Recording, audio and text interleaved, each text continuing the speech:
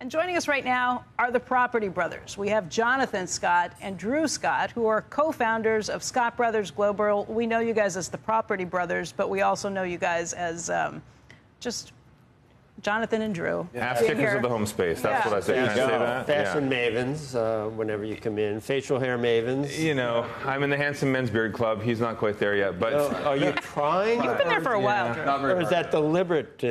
Everyone said a little scruff looks good, right? So. But he goes. But Jonathan, that's new. Drew, you've had the beard for a while. And I also didn't cover my grays today. I just wanted to feel more knowledgeable. Sometimes cover the grays? Oh, I do sometimes. What do you use to do that for the audience so that we know? I don't even know what the product is. Okay. My wife gave it to me. Thank you, Linda. You make me look younger. But the wisdom is coming out today for you guys. The problem is he spent so much money fixing that face, and then he just covered it all with a beard. Exactly.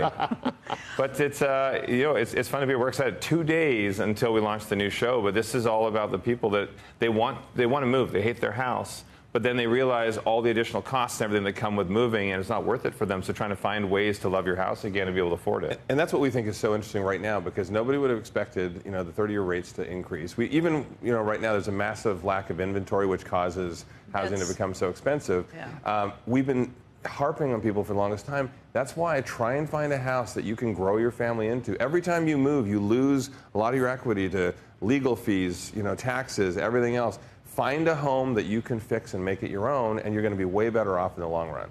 And that's been a huge issue. You guys have talked about this, too, the undersupply of housing right now. That's a big part of the problem. Yeah. People are stuck in their homes. They can't find a new place. Yeah. And they've got kids living with them for a lot longer than they used to. And you know what? Some families love that. I don't see. My wife wants to keep our kids there until they're 50. I want to make sure they get their own place at 18. No, but they the way finding an ADU or option to have a secondary income with the property is one of the best ways that people can help offset the housing shortage. There are so many houses that have the ability to have a second unit or even a third unit on their lot. Are you into building your own ADU? Or are you into? We had Joe Gebbia, who started Airbnb on. He's now got this ADU business that's blowing up in California in a big way. Yeah, I talked to Joe a little while ago about that. We acquired a modular builder as well, and that's the goal. Is I think part of the solution is going to be people putting in ADUs, converting it, because not only does it help provide a home for somebody else, it provides income for the person. And by the way, for anybody who hasn't been following along, what is that, alternative dwelling unit? Auxiliary dwelling unit, alternative dwelling unit, additional dwelling unit. Tiny house on your own property. Well, except for tiny houses suck. So they're not functional. Most of them aren't even to code. So how do you really feel?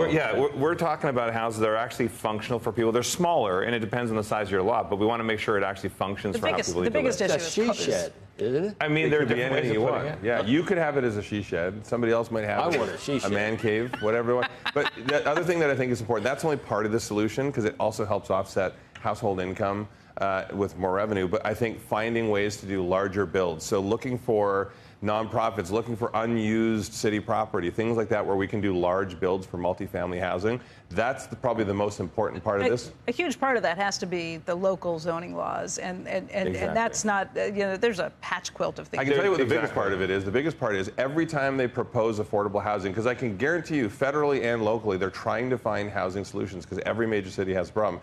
Every time they find a property they want to do it, people show up and they petition. They say, no, I don't want it in my backyard. No, forget this. Well, the problem is it affects all of us. Well, part of our business is if we can set up to meet regulation here in California, we can do it anywhere in North America, because it's so tight here. And I find we have a fund that we've launched, and we're in our raise right now, and we're looking at a lot of opportunities that will help bring costs down for the home. And that's the main thing for us. We just want families to enjoy where they live and be able to afford it.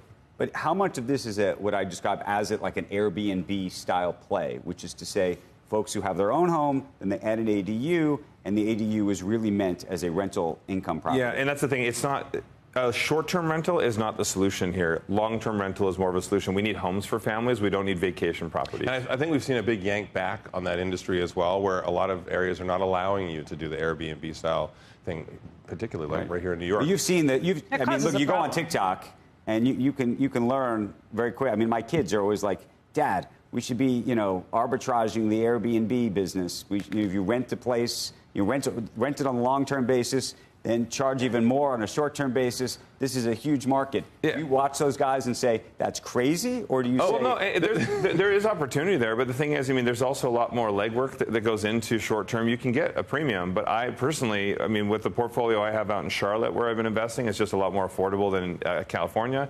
And then also up in Canada. We're looking at long-term, and these are all going to be, we have single families and we have multis. It's all going to be rental properties, but it's going to be reasonable pricing. By the way, if you're getting your real estate advice on TikTok, solely on TikTok, this is a PSA for anyone out there. That's a PSA for... There's no shortage. Some Sorkin family members should be listening to you. No shortage of people out there giving advice who have no purpose giving advice. They don't know what they're talking But they about. tell you about all the millions of dollars they're making. Yeah, exactly, as they live in their parents' basement. Great tie back. But the one thing I think is very important is we have learned this because we started trying to do the get-rich-quick stuff, flip properties, flip here. When we were 18 years old, we started.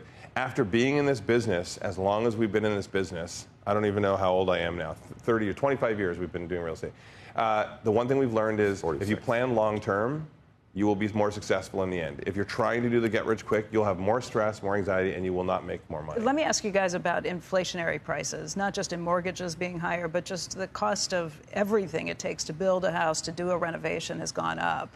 We saw so many people who were thrilled with trying to do these renovations when we were locked in because of COVID, but we also saw inflation prices hit up. Would you be the one who would be doing a little bit more of like buying the lumber and getting involved on the pricing side of those things? Yeah, so that was a huge problem that we had because not only, we had everything from, COVID surging, lack of trades. Trade costs is actually probably one of the biggest things. So we're seeing a lot of solutions come out that require shorter times on build sites because the labor costs are so high.